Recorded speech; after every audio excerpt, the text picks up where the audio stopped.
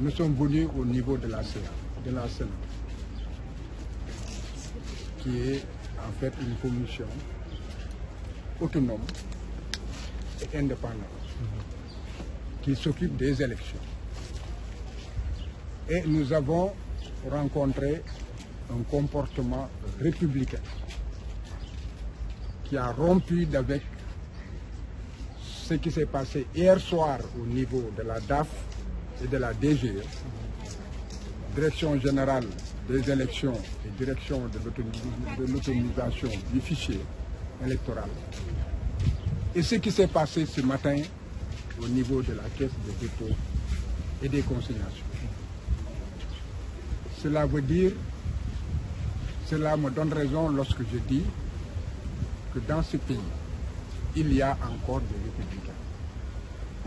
Qu'il y a dans ce pays des personnes et des personnalités dignes qui défendront et l'état de droit et la démocratie. Une administration publique, c'est un service qui a le droit,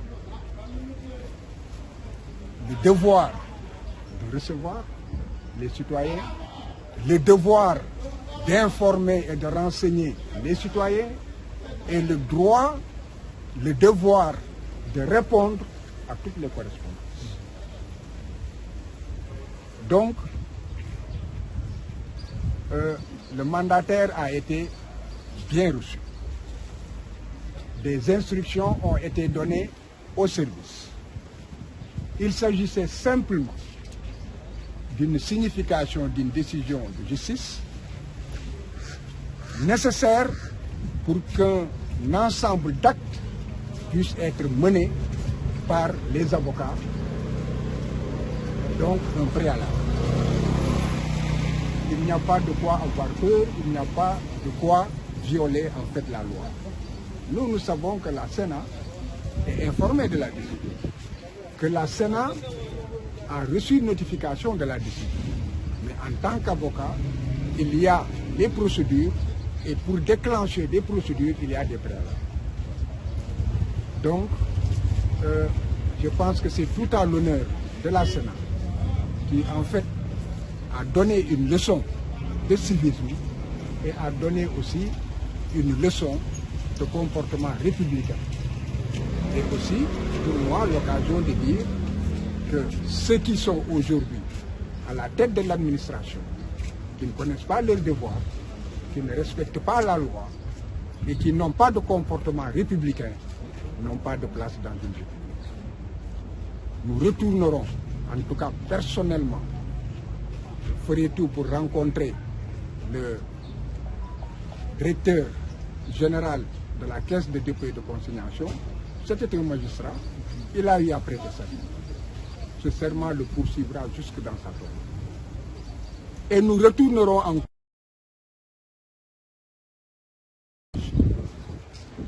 Je tiens à dire, pour que l'opinion nationale et internationale le sache, lorsque je suis parti, il m'a été rapporté qu'un gradé est venu leur demander pourquoi ils ne m'ont pas blessé.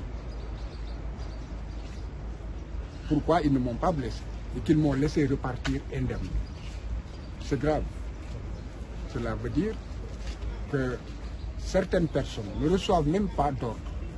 Ce sont des personnes méchantes et des personnes qui sabordent la démocratie et l'état de droit. Ce gradé peut m'attendre là-bas, parce que je reviendrai. Il n'a qu'à prendre la responsabilité de me blesser. Je ne suis pas une personne qu'on blesse. Il la prendra à ses dépens. Les Sénégalais ont des raisons de croire encore qu'Ousmane Sonko sera candidat aux élections.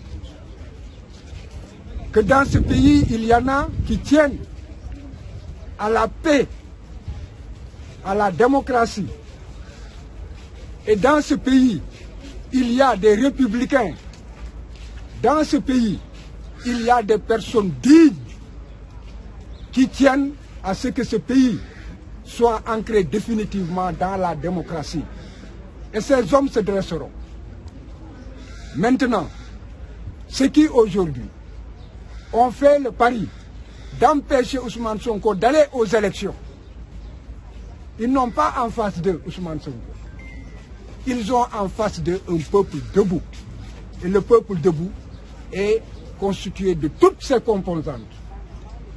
Des citoyens, des magistrats, des députés, et même au sein des forces de l'ordre, de véritables républicains. Donc, ce défi, ce n'est pas contre Ousmane Sonko. Ce défi, c'est un défi lancé au peuple sénégalais.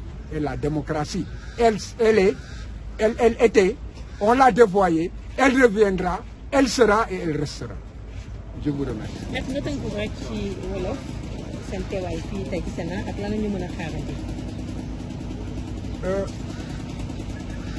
D'abord, je terminerai avec les Français, qu'ils sachent que l'huissier a accompli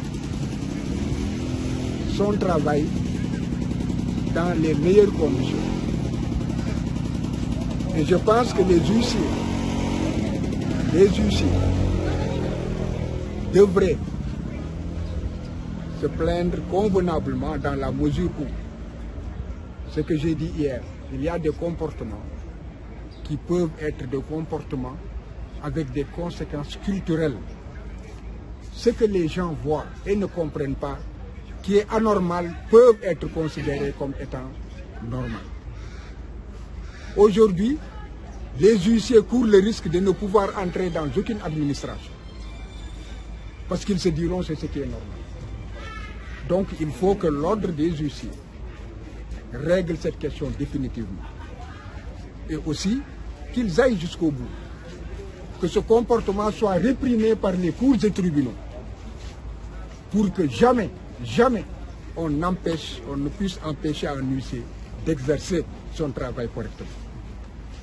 Donc j'avais en fait à compléter sur la version française. Maintenant pour le wolof. Li ñuy wax moom moo di que tey jii dem nañu caisse de dépôt et de consignation du ma si dellu si parce que yéen a ngi woon foofu ba ñu jógee foofu ñëw nañu fii ci Sénat démb la xew te mu jéggi dayoo te ñëpp di ko naqar mu doon lu ñaaw ci deru ñëpp kilifa réew mi ak ñi nga xam ne ñoom ñoo ŋànk réew mi ak képp koo xam ne que sénégalais nga muy fii muy ci bitim réew démb am nga gàcce gis nga loo xam ne yaakaaroon na ne que Sénégal dina ndëkkeerlu ba yegg foofu. tey jii caisse de dépôt et de consignation ba ñu demee kañ fa fekk magistrat la woon mu am lu ñu bett lool moom moo di que ay alkaati it ay takk der la fa tegaat ne kenn du jàll kenn du dugg man dem naa ba yegg wante lañ ma wax moom moo di que amoo rendez-vous kon que amoo rendez-vous foog nga jël rendez-vous.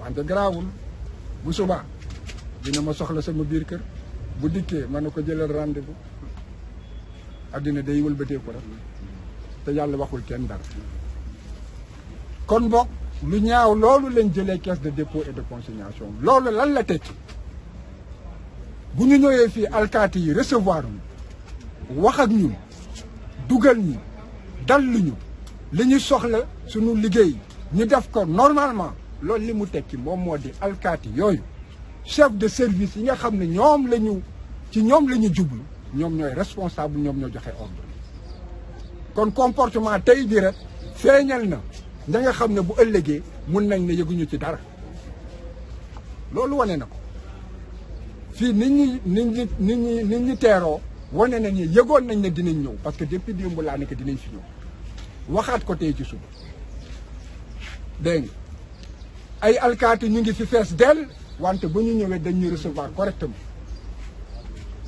ne ñu kaay leen dugg toog ñu dem informer ñu recevoir mandataire bi wax ak moom ba pare huissier bi it ñu ñëw jox ko ne ko sa liggéey def ko na nga ko war a defee mu def ko na mu waree lii moom mooy comportement républicain lii mooy li war a xam ci réew bi nga xam ne réew boobu la ñuy tabax pour suñuy doom ak suñuy sët.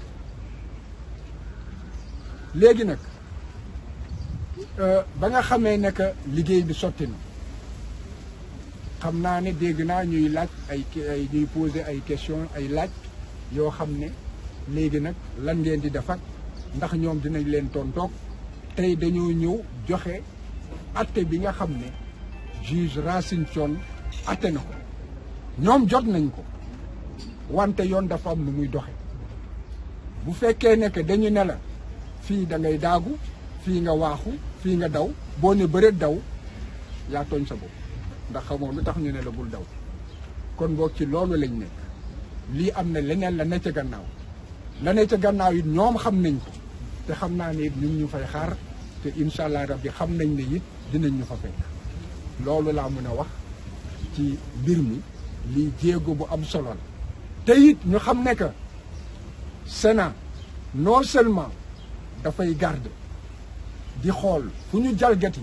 yoon ci processus bi ba mu yegg ci conseil constitutionnel liggéeyam jeex en attendant loolu yoon moo ko may doole dafay teg bët di xool fu jalgati am mu war a mën a wax ku ñaxtu mu xool la nga ñaxtu lan la mu saafara ko yoon jox ko doole it ne que lépp loo xam ne que administration bi war na ko def te nga gis ne que dafa jalgati yoon defu ko yow loi bi jox na la sañ-sañ ak doole yow nga remplacer administration bi def la administration bi war a def naa si dellu ci en français parce que dama ko tëb c'est extrêmement important kon tey ji li ñuy laaj yëpp Sénat mun na koo def te Sénat balaa ñuy changer ña fa nekk ci jéego yooyu lañ nekkoon balaa ñuy dagg seeni tànk wante administration la continuité la dégg nga ñi fi ñëw it am nañu yaakaar ne que la ñële tàmbali dañ koy yeggal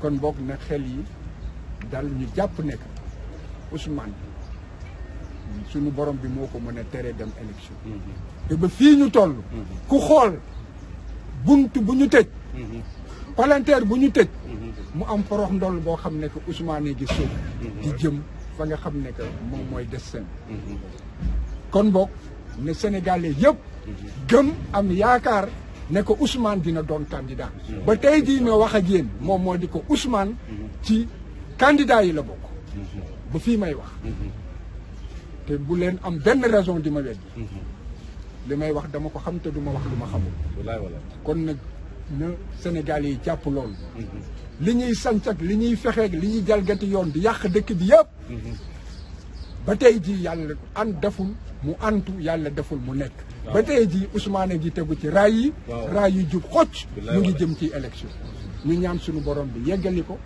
te it li nga xam ne que moom la mëbét dégg nga yàlla defal ko Maître nga dellu si ci kàddu yi nga wax léegi ci français am ñu ne en français il est important de savoir que la Sénat a un rôle extrêmement important d'accompagnement du processus électoral du début à la fin et dans l'organisation matérielle et tout des élections la Sénat est impliqué. Cette phase, jusqu'à ce que le Conseil constitutionnel soit saisi, la Sénat a un rôle qu'il joue, qui est très important, et la Sénat aussi va siéger au niveau de la commission de vérification des parrainages. Donc la Sénat est incontournable. Et ce qui est important, c'est que ce n'est pas seulement un pouvoir de vérification et de contrôle, mais aussi la loi a donné à la Sénat un pouvoir extrêmement important, c'est celui de substitution à l'administration. Si la Sénat est au courant d'un manquement, ou vérifie et se trouve qu'il y a un manquement imputable à l'administration, la Commission électorale nationale autonome a le pouvoir de faire injonction à l'administration pour que l'administration fasse son travail correctement. Si l'administration est réticente, la loi donne à la Sénat de se substituer à l'administration. Donc il faut que l'on connaisse le pouvoir réel de la Sénat. Donc aujourd'hui, nous faisons notre travail. nous nous adressons aux services, aux administrations concernées. Mais nous savons que la Sénat est beaucoup plus puissante que cette administration, que cela soit un Tchandela ou un Fiacre, je ne sais comment, Sambou, n'est-ce pas? Tout cela, la Sénat peut se substituer et faire, nous donner ce que nous voulons et procéder à ce qui est de droit.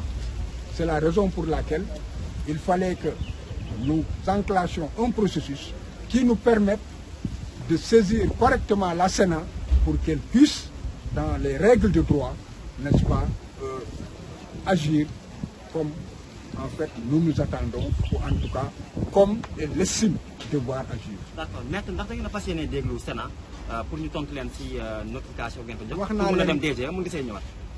DG dañ fay dem parce que dañ fa war a dem. D'accord. Kon du ngeen xaar benn wante li ci am solo moom moo di ñu ngi feeñ. ne que ce ne sont pas des républicains. mu ngi feeñ ne que ñii nekkuñu fi pour réew mi. ou bien seen bopp lañ fi nekkal wala keneen lañ fi nekkal. wante nekkuñu fi pour que réew mi mën a dox ni mu war a doxee. li nga xam ne que charte yooyu la constitution bi teg ñu jël yëpp teggi ko. loolu am na solo que ku ne feeñ fii la ñuy jógee nii après ministère intérieur la ñuy dem. yaakaar naa ne bu ñu demee on rencontrera un plus grand comportement républicain. D'accord, mais dellu si ci wolof ci démb li xew DG nga ne apporte nañ la ay kaddu bi ne am au gradé dafa laajte lan moo tax gaañu ñu. lu tax gaañu ñu ma. dégg nga kooku mébétam la mu bëgg la léegi na dem xaar ma dinaa dem daaf bu ma ñëwee na ma gaañ. Merci beaucoup. D'accord, jërëjëf. waaw kay. mu nekkoon maître. non waaw intérieur la ñuy dem.